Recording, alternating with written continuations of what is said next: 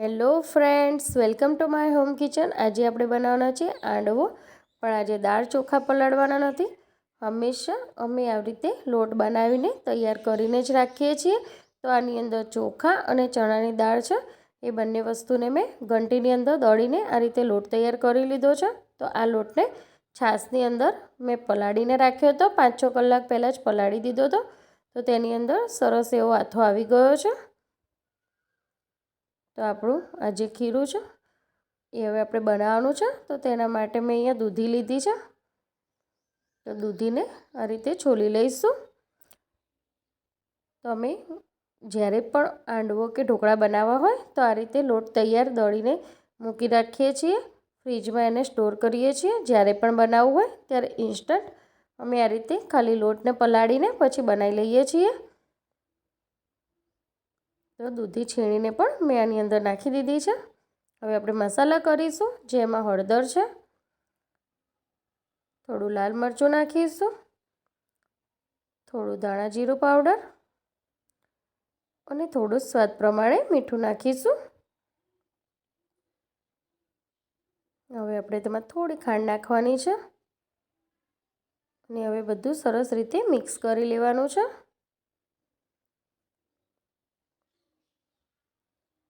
તો આ સરસ એવું મિક્સ થઈ ગયું છે। દૂધીનું પણ પાણી છૂટતું હોય છે। તો આ રીતે ખીરું સરસ પલળી ગયું છે। હવે તેમાં થોડા તલ નાખીશું ઉપર અને હવે લાલ મરચું નાખીશું અને હવે તેના ઉપર મીઠા લીમડાના થોડા પત્તા પણ નાખી દઈશું।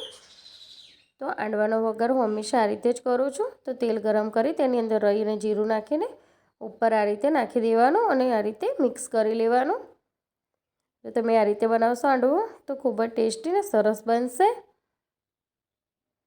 તો બધું જ આની અંદર સરસ મિક્સ કરી લેવાનું અને છેલ્લે હવે ધાણા નાખવાના છે અને એને પણ મિક્સ કરી લેવાના।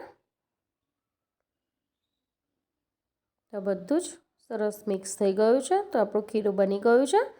હવે આપણે તેની અંદર સાજીના ફૂલ નાખીશું। જો તમારી પાસે ના હોય તો તમે ઈનો પણ નાખી શકો છો। હવે આપણે એની ઉપર થોડું પાણી નાખીશું એટલે તે એક્ટિવેટ થઈ જાય અને હવે આપણે મિક્સ કરી લઈશું।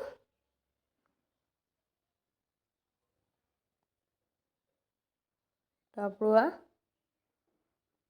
આંડવાનું ખીરું બનીને તૈયાર થઈ ગયું છે। તો તમે જોઈ શકો છો આ રીતની થિકનેસ હોય છે આની। આમાં એક્સ્ટ્રા પાણી નાખ્યું નથી મેં, દૂધીનું પાણી છૂટ્યું છે એનાથી જ આ ખીરું ઢીલું થઈ ગયું છે। તો હવે આપણે આ રીતની કઢાઈ લીધી છે અમે, તમે કોઈપણ વાસણમાં આ રીતે બનાવી શકો છો। તમે કઢાઈની અંદર પણ આંડવો આ રીતે જ બનાવી શકો છો। તો અહીંયા નોનસ્ટિક કઢાઈ છે, તેની અંદર તેલ લઈ લીધું છે મેં અને હવે તેમાં થોડા તલ નાખીશું અને હવે આપણે આંડવાનું જે ખીરું છે એ આ રીતે નાખી દેવાનું। તો જેટલી સાઈઝનો તમારે જોઈતો હોય એ પ્રમાણે ખીરું નાખવાનું। તેના પર થોડું લાલ મરચું ભભરાવીશું આ રીતે અને ફરીથી પાછા થોડા તલ નાખીશું અને હવે ઢાંકીને એને 5 થી 10 મિનિટ માટે થવા દઈશું। જ્યાં સુધી ઉપરનું પડ ચડે ત્યાં સુધી એને થવા દેવાનું। હવે આપણે એને ફેરવી લઈશું। તો તમે જોઈ શકો છો સરસ એવો બન્યો છે। તો 5 મિનિટ પછી બીજી સાઈડ પણ ચડી ગયો છે। તેને એક પ્લેટમાં આપણે કાઢી લઈશું। તો પરફેક્ટ આંડવો બનીને તૈયાર થઈ ગયો છે। તો તમે જરૂરથી ટ્રાય કરજો। તો તમને મારી રેસીપી ગમે તો મારી ચેનલને લાઈક કરો, શેર કરો અને સબસ્ક્રાઈબ કરો મારી ચેનલને। Thank you.